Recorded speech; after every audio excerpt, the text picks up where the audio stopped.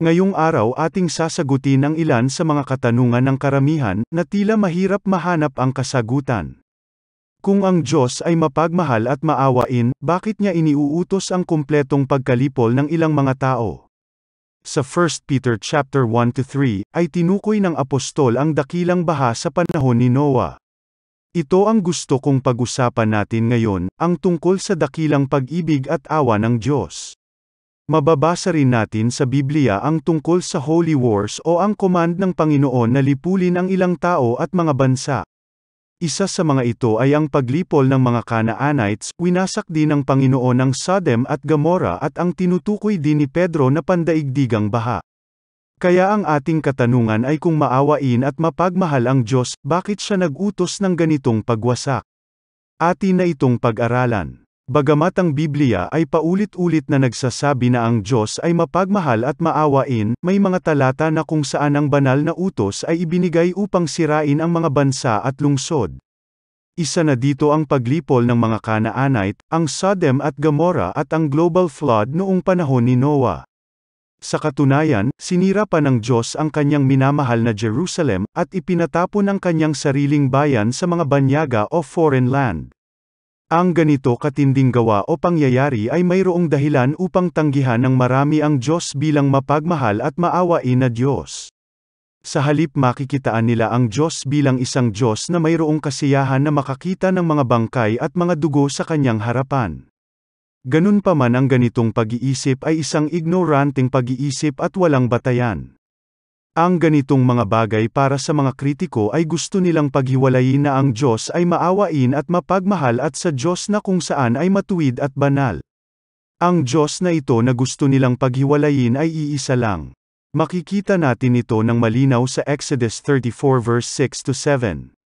Ang Panginoon ay nagdaan sa harapan niya, at nagpahayag, ang Panginoon, isang Diyos na pospos ng kahabagan at mapagpala, hindi magagalitin, at sagana sa wagas na pag-ibig at katapatan, na nag-iingat ng wagas na pag-ibig para sa libo-libo, nagpapatawad ng kasamaan, ng pagsuway, at ng kasalanan, ngunit sa anumang paraan ay hindi ituturing na walang sala ang may sala, na dinadalaw ang kasamaan ng mga ama sa mga anak, at sa mga anak ng mga anak, hanggang sa at ika-4 na salinlahi. Sa talatang ito, unang binanggit ang Diyos na maawain, mabait, sagana sa pagmamahal.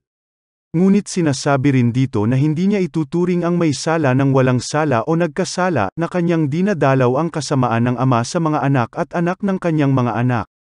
Binigyan din ni Apostle Paul sa Romans 11 verse 22, ang kabutihan ng Diyos upang matiyak na ang Diyos ay maawain at puno ng pagkahabag, at nangangakong ililigtas at mayroong awa sa sinumang magsisisi at tatawag sa Kanya.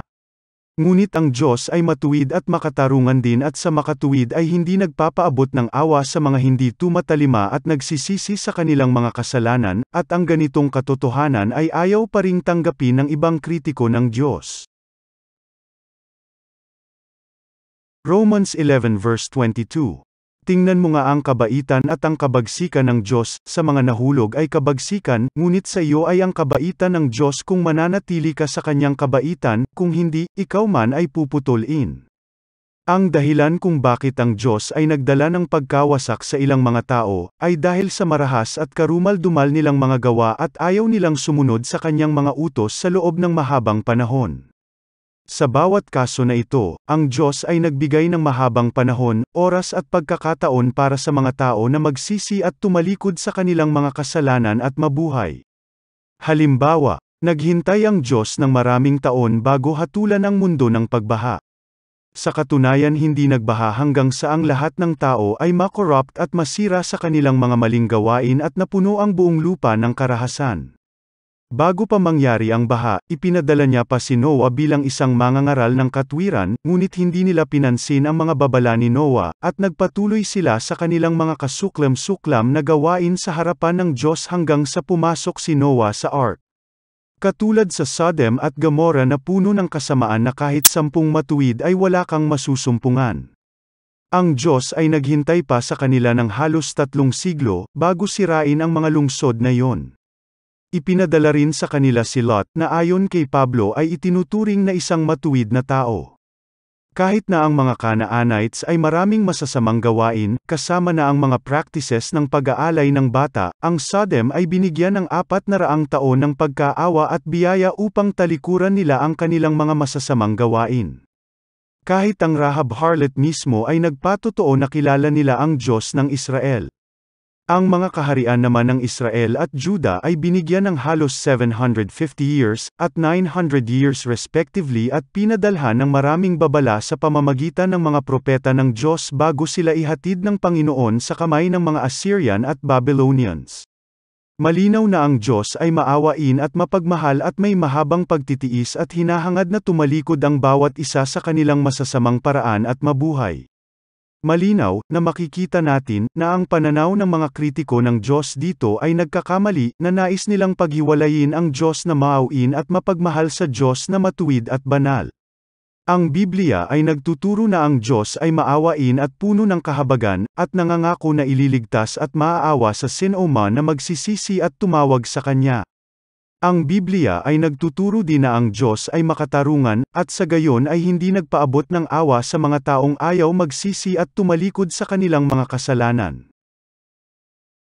Ang pangalawang problema ng mga kritiko ay ang pagtingin nila na ang Diyos ay uhaw sa dugo, ngunit ang Diyos ay siya ang nagdala ng pagkasira sa mga marahas at tuloy-tuloy na paghadlang o pagtutol sa trabaho ng Diyos sa mahabang panahon. Kung titingnan natin ang pananaw ng mga kritiko sa Diyos ay ganap na walang batayan. Ang pagkasira ng masasamang bansa sa kanyang sarili ay isang kilos ng pag-ibig at awa. Sino mang marahas na nagpapatuloy sa pagtutol o paghadlang sa trabaho ng Panginoon sa loob ng mahabang panahon ay nawasak. Ngunit ano nga ba ang gawain ng Diyos? Walang iba kundi ang pagredeem ng buong mundo sa pamamagitan ng kanyang kaisa-isang anak, ang Mesaya, si Kristo na ating Panginoon. Kailangang ipanganak ang tagapagligtas, in physical and spiritual purity. Noon pa man ay sinabi ng Diyos ang darating na Mesaya, the Anointed One, sa Genesis chapter 3 verse 15. Maglalagay ako sa iyo at sa babae ng pagkapuot sa isa't isa, at sa iyong binhi at sa kanyang binhi.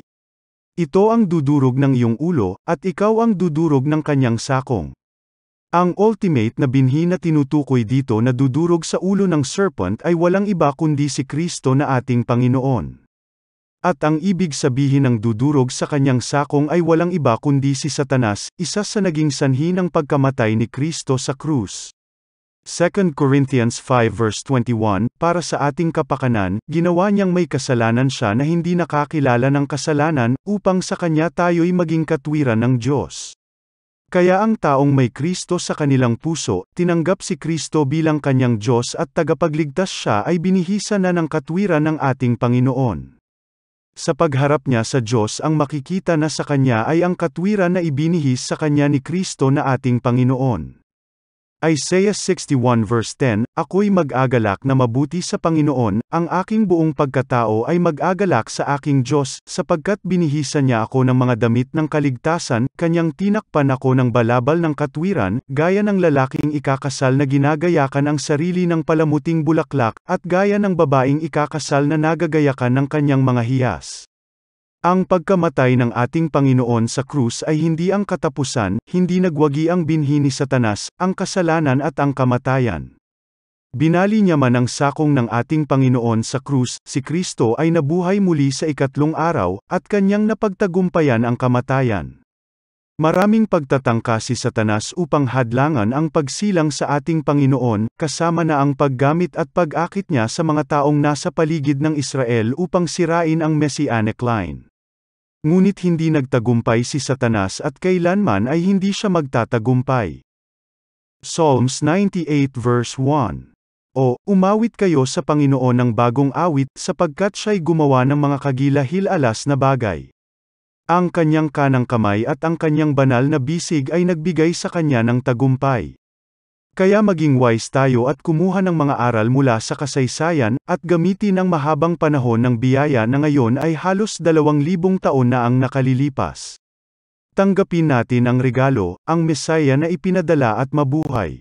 Ang Diyos ay maawain sa mga taong nagsisisi, tumutuwid sa kanyang mga maling gawain at lumalapit sa kanya. Binibigyan tayo ng Diyos ng pagkakataon na magawa ito. Sabi nga sa kasabihan, Habang may buhay, may pag-asa. Meron pa tayong pag-asang magbago, pagkakataong maglingkod at magpuri sa Kanya habang tayo'y nabubuhay. Binibigyan pa niya tayo ng pag-asa na huwag sayangin ang buhay sa walang kabuluhang mga gawain sa mundong ito. Binibigyan pa niya tayo ng pagkakataong tanggapin siya at maglingkod sa Kanya, binibigyan pa niya tayo ng pag-asa na tanggapin ang Kanyang regalo, ang Kanyang anak na si Kristo upang hindi tayo mapunta sa impyerno. Siya ang daan papuntang langit, wala ng iba. Ibigay na natin ang ating natitirang buhay upang paglingkuran ang ating Panginoon, at mabuhay ng kasama niya sa langit. Sa mga hindi pa nakapanood ng aking video kung paano makapunta ng langit, punta lamang po kayo sa aking playlist, ang pamagat po ay paano makapunta ng langit. Kung bago kayo sa aking channel, click nyo lang ang subscribe button sa baba, upang updated kayo sa mga bago kong uploads. Maari nyo rin akong e-follow sa aking Facebook page, ang pangalan ay Mahafir TV. Maari nyo ring i-click ang link sa baba ng video na ito. Maraming salamat sa inyong panunood, naway pagpalain kayo ng Panginoon sa pamamagitan ng Kanyang mga salita sa mga video na ito. Sa mga gusto maging part sa pag-share ng Word of God, just click po the share button. Muli, ang video na ito ay ginawa sa ikapupuri ng ating Panginoon. Hanggang sa muli, God bless.